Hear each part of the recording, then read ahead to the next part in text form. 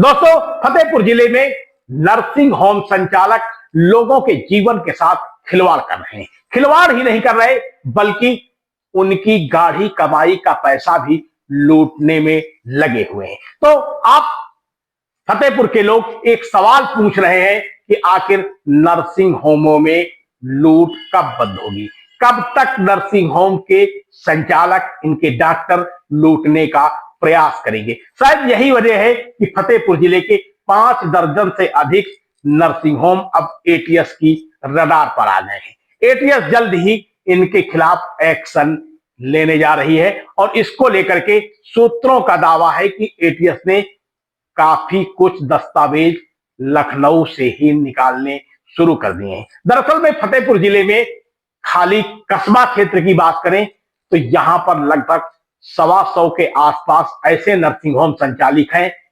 जो पूरे तरीके से मानक विहीन है। एक दो नर्सिंग होमों को छोड़ दिया जाए तो कोई भी नर्सिंग होम ऐसा नहीं है जो सरकार की गाइडलाइन का पालन करता हो। सबसे खास बात तो यह है कि कई नर्सिंग होम बेसमेंट में संचालित है और ऐसे भी नर्सिंग होम है जिनके पास दोहरे दरवाजे भी नहीं है, यानी मुख्य द्वार एक ही है। बातिफाक कहीं आग जैसे की दुर्घटना हो जाए तो दूसरा इनके पास कोई भी रास्ता नहीं है।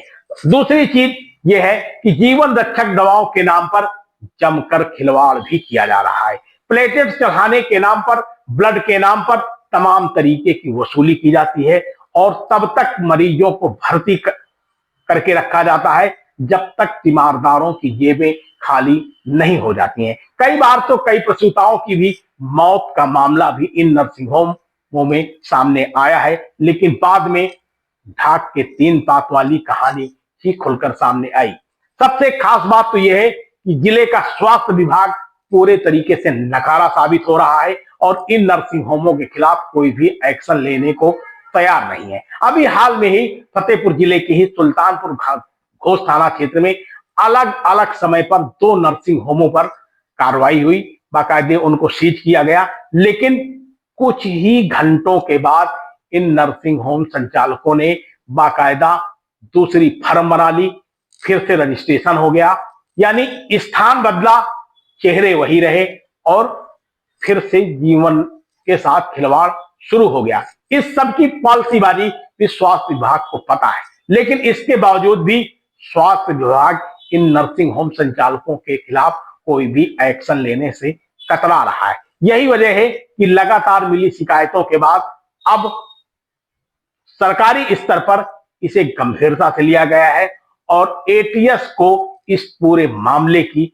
जांच पड़ताल करने के निर्देश दिए गए हैं। जानकार सूत्रों का दावा है कि फतेहपुर जिले में हमीरपुर, बांदा सहित अन्य जनपदों के भी मरीज आते हैं और बाकायदे यहां पर एक रैकेट सक्रिय है जो बतौर एजेंट का काम करता है। कई गांव के प्रधान और कई गांव के खुद को समाजसेवी कहने वाले लोग भी निजी नर्सिंग होमों से अटैचमेंट हैं और बाकायदे कमीशन के तौर पर यहां मरीजों को लाने और ले जाने का काम करते हैं।